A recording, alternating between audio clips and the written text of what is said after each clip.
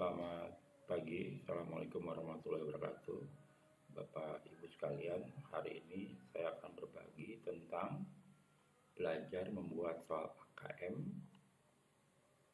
Asesmen Kompetisi Minimum atau Asesmen Nasional ya, secara baik dan benar yang telah saya sampaikan pada hari Sabtu 27 Maret 2021 untuk teman-teman di Geopendix ya, Geonusa ya, Pendix Geonusa. Buat saya ini adalah sebuah kontribusi yang bisa saya berikan. Saya bukan yang terbaik dalam pembuatan ini, tapi minimal sesuatu yang saya punya bisa saya berikan kepada teman-teman. Dengan satu hal penting yang saya katakan, yaitu AKM bukan menyulitkan, justru memudahkan pemetaan kemampuan siswa dalam pembelajaran sesungguhnya. Saya, Wangsa Jaya, guru kampung Padurenan, dalam kondisi sebagai geografi berbagi. Semua bahan AKM atau AN bisa diunduh di wangsajaya.com ataupun kalau ingin berkunjung ke halaman yang lain yaitu wangsajaya.wordpress.com. Jadi kita akan belajar beberapa seri di kanal yang saya sampaikan.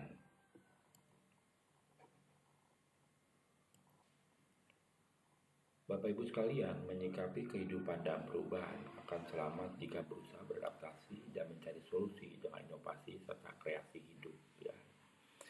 Jujur saja bahwa hampir setiap saat perubahan banyak terjadi di muka bumi ini, dalam kehidupan kita, dalam pembelajaran, bahkan dalam pola-pola menghadapi siswa, baik itu pembelajaran ataupun evaluasi. Bapak Ibu sekalian tentu mengalami masa-masa yang mohon maaf bisa kita katakan sebagai kondisi tertekan karena perubahannya banyak sekali, drastis dan mungkin mengagetkan untuk sebagian guru. Pertanyaan saya adalah guru tertekan oleh banyak perubahan. Kan kadang-kadang kita marah, kok berubah lagi, kok makin sulit, kok makin ini. Padahal perubahan itu adalah suatu kepastian ya, suatu hal yang memang harus kita hadapi. Tiap tahun kita mengajar, siswa akan berbeda orangnya, berbeda kapasitasnya, berbedakan kemampuannya. Teknologi juga demikian. Saya ingatkan, teknologi justru harusnya mempermudah kehidupan, bukan menyulitkan. Jadi kalau sekarang anak-anak sudah menggunakan gadget, sudah menggunakan gawai, sudah menggunakan HP dan sebagainya, tentunya ini menjadi kemudahan buat kita dalam mengajar. Apalagi di masa pandemi corona ini. Saya masih ingat ketika perubahan-perubahan yang terjadi pada administrasi pendidikan ya. Misalnya kita harus melengkapi RPP, jadi bukan hanya membuat RPP, tapi juga membuat hal-hal lain, yaitu seperti bahan ajar, terus soal-soal untuk evaluasi, tindak lanjut dan sebagainya. Kita bukukan ya, kita jadwal yang sudah tersusun, kapan mengajar ini, kapan mengajar bagian ini dan sebagainya. Setelah itu ada perubahan, yaitu penilaian dan evaluasi. Kadang-kadang kita membuat penilaiannya modelnya sama, itu saja, tidak ada perubahan. Soalnya itu saja, tiap tahun tidak ada perubahan, sehingga kadang-kadang ada siswa yang kakaknya di sekolah tersebut diajar oleh kita. Maka anak itu akan berkata, Bu, Pak, kok soalnya sama ya seperti waktu kakak saya di sekolah ini. Nah, ini tentunya membuat kita berpikir ulang, apakah kita akan membiarkan kondisi itu ya. Evaluasi juga kita tidak banyak macam. Kita hanya mengevaluasi itu rata-rata 3 atau 4 kali ya, bisa itu PHT, PHB, evaluasi belajar tahap akhir. Tapi kadang-kadang hasil penilaian itu kita evaluasi hanya sebatas penilaian, tidak dari sisi pembelajarannya, tidak dari sisi penyampaian materi, tidak dari sisi konten materi yang kita ajarkan. Padahal ini menjadi penting sebagai bahan evaluasi kita. Apakah pembelajaran kita telah memenuhi unsur-unsur pendidikan? Pembelajaran kita apakah telah memenuhi hal-hal yang harus diajarkan kepada para siswa?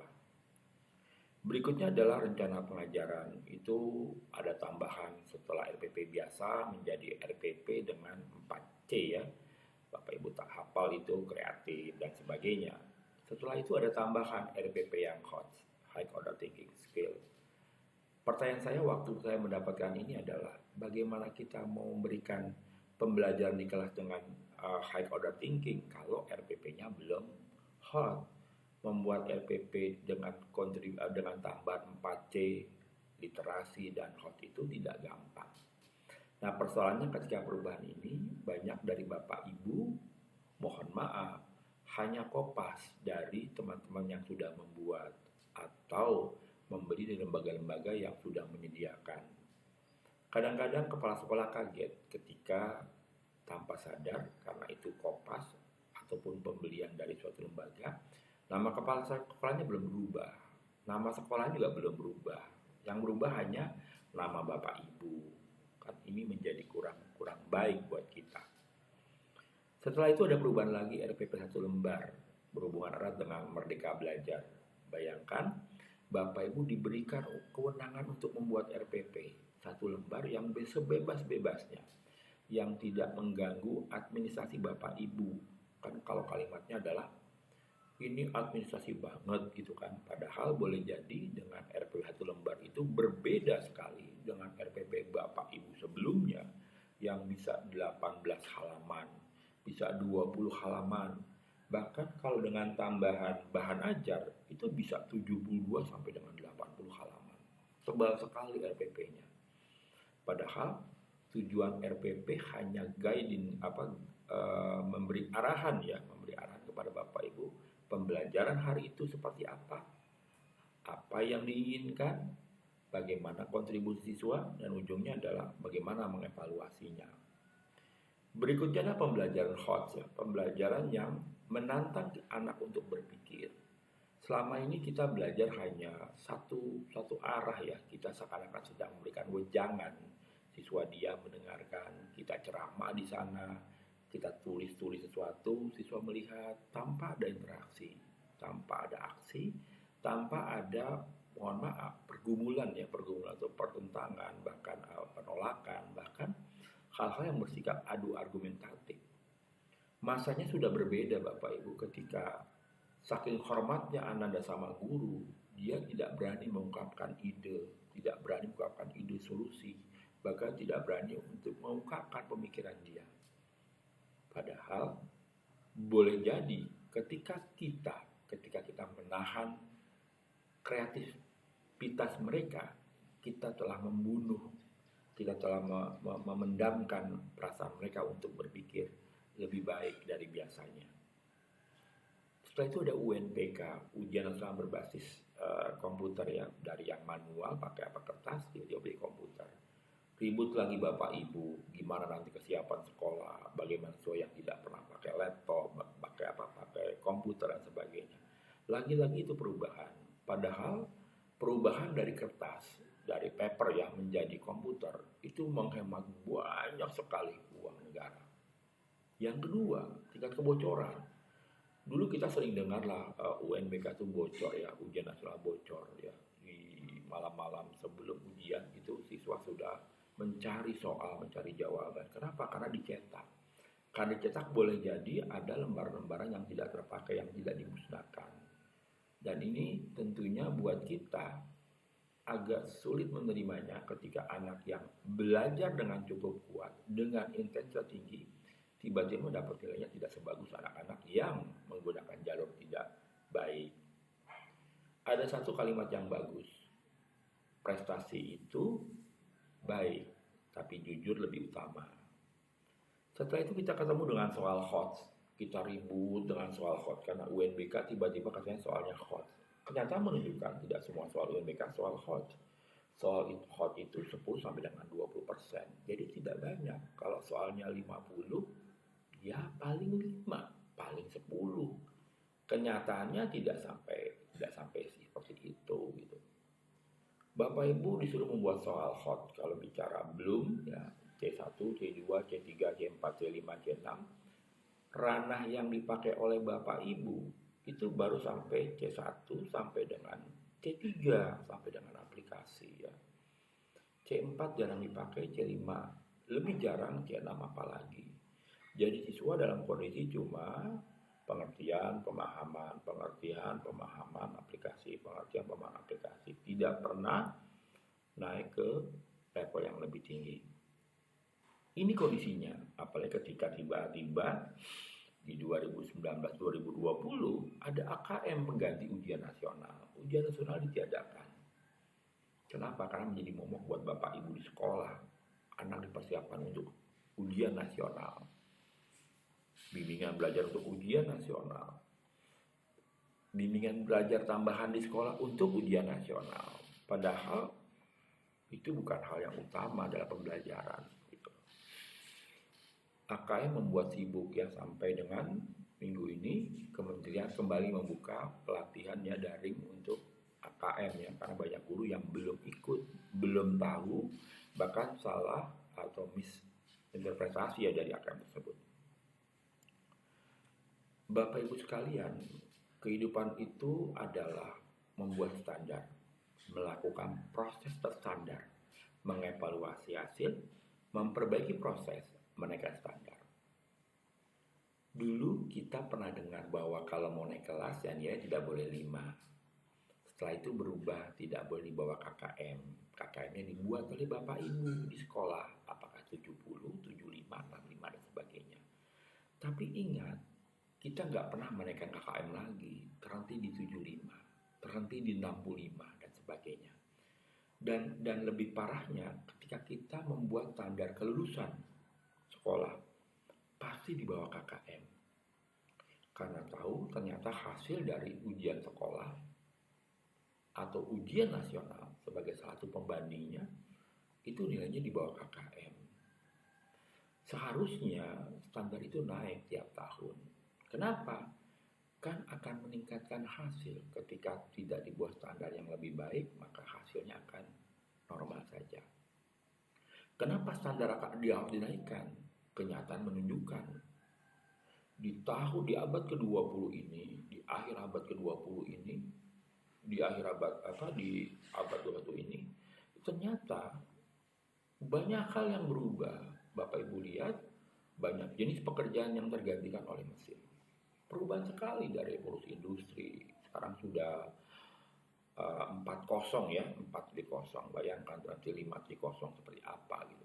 Sekarang orang menggunakan gadget, nggak perlu ke bank, cukup buka gadget, buka gawai, transaksi dan sebagainya. Orang membeli sesuatu online, orang masuk ke pintu tol tidak ada lagi petugas yang menerima kartu dan menerima pembayaran, cukup tap gitu kan. Kita masuk ke kereta api juga seperti itu dan sebagainya. Jadi banyak yang tergantikan oleh mesin. Artinya bidang-bidang pekerjaan seperti itu sudah tidak dibutuhkan lagi orang, mesin cukup layaninya. Seperti itu ya.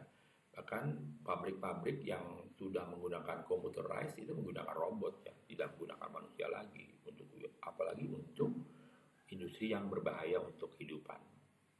Bapak Ibu, di tahun 70-an kita kenal yang nama Charlie Chaplin, di tahun 80-90 kita kenal Ludwig Simulat dan sebagainya.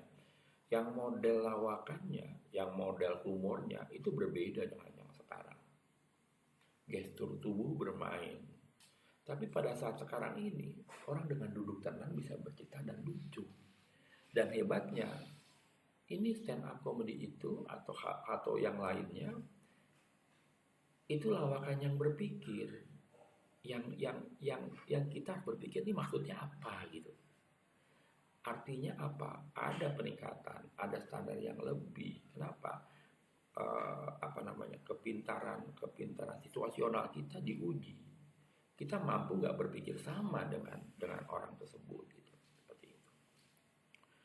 Berikutnya adalah malu bertanya sesat di jalan. Ini kan kalimat-kalimat lama. Benar sih.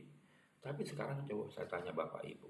Kalau Bapak Ibu turun dari pesawat, turun dari kereta api, masuk terminal. Kalau yang Bapak Ibu lakukan adalah mencari meja informasi, mencari satpam, mencari orang-orang berseragam untuk bertanya hal yang paling kecil saja, di mana WC? Itu itu artinya Bapak Ibu tidak literasi. Bapak Ibu tidak membaca tanda-tanda. Kan di setiap stasiun terminal atau apapun ada tulisan ke arah mana pintu keluar, ke arah mana WC, ke arah mana musola, ke arah mana apa tempat makan dan sebagainya atau ruang tunggu. Ini kondisinya. Bukan malu untuk bertanya, tapi gadget telah mengubah semua hal. Informasi ada di tangan Bapak Ibu. Begitupun dengan pembelajaran di kelas. Ketika Bapak Ibu mengajar, nggak usah marah ketika anak-anak membuka gadget, kecuali dia buka game. Boleh jadi dia mencari di Google materi yang Bapak Ibu ajarkan. Kalau nanti mereka mengatakan, Pak, mohon maaf, yang saya baca nah, Bapak Ibu nggak boleh menolak. Ayo silakan, nah. Biar dibacakan. Biar kelas ada diskusi. Biar kelas ada perasaan atau ada sikap untuk menerima siswa.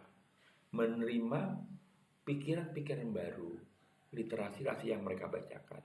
Tapi kalau kita larang, boleh jadi mereka tidak akan lagi untuk membuka gadget atau mencari informasi yang dibutuhkan. AKM atau AN buat saya hal yang biasa, hanya menaikkan standar secara model penilaian dan hasil agar bisa disandingkan dengan standar internasional PISA. Kan Bapak Ibu kalau dengar semua narasumber di ujian nasional itu lagi-lagi dikatakan sebagai menurut hasil PISA Indonesia terletak pada kesannya memang kita rendah sekali. Kenapa? Karena patut diduga pembelajaran dan evaluasi kita belum terstandar internasional. Lebih baik mengakui daripada kita menolak. Guru kelas 10 aman, guru kelas 11 nyaman, guru kelas 12 tidak nyaman. Kenapa? Dia diuji nanti dengan hasil ujian nasional. Maka sekarang sedang berubah nih. Guru kelas 11 yang sedang berpikir ulang. Kenapa AKM itu diberikan di kelas 11? Seperti itu. Profesor Imade Sanggi, salah satu guru besar UI yang merupakan dosen pembimbing skripsi saya, pernah menyatakan, seorang mahasiswa Indonesia dengan 3 bulan tinggal di Australia, dia belajar iklim selama itu sudah bisa menjadi analis iklim yang baik untuk wilayah Australia. Tetapi seorang mahasiswa Australia 6 tahun belajar iklim Indonesia, dia belum mampu mengerti iklim Indonesia. Saya berpikir dalam sekali ini kalimatnya. Kenapa?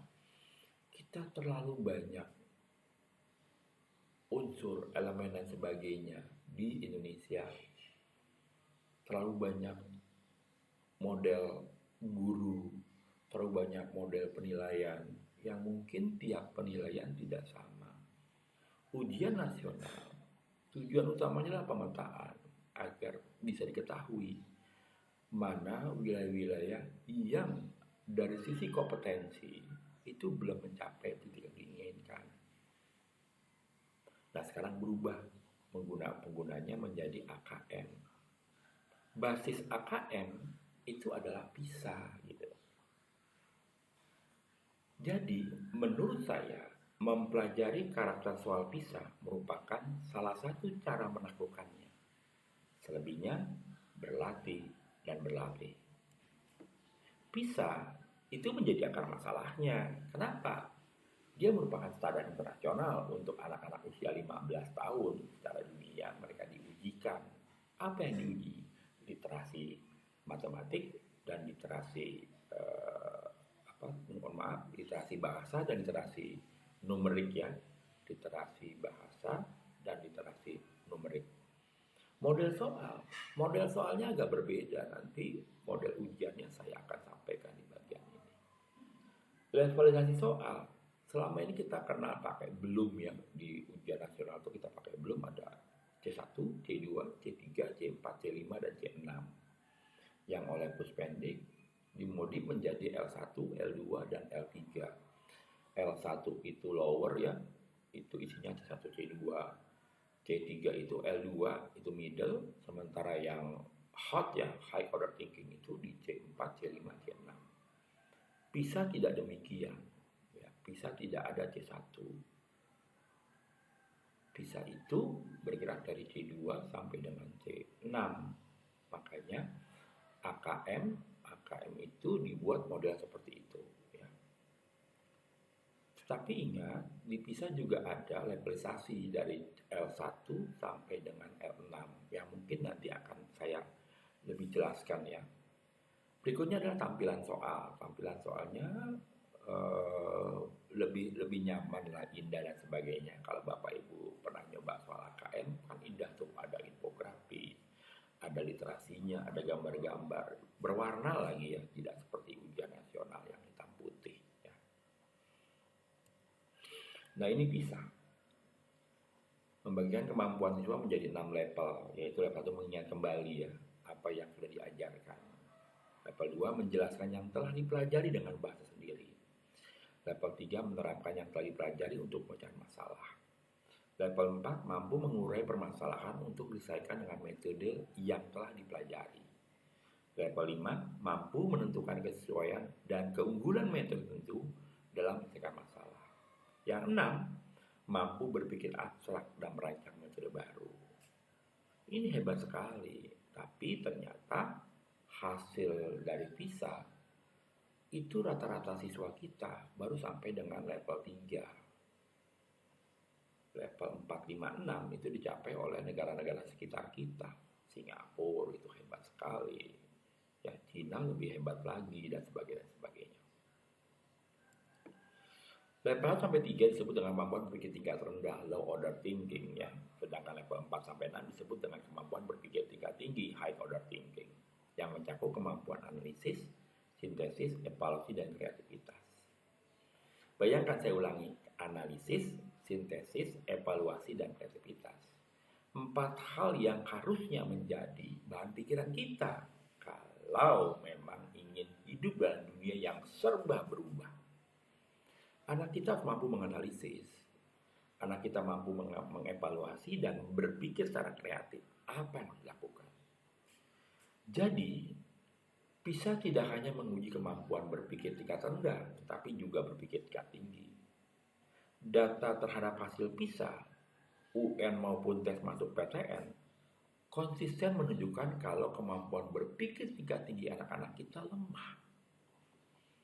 Bila kita cermati hasil PISA tahun 2009, ditemukan bukti bahwa dari 6 level kemampuan yang diuji, hampir semua siswa Indonesia hanya mampu menguasai pelajaran sampai level 3 saja.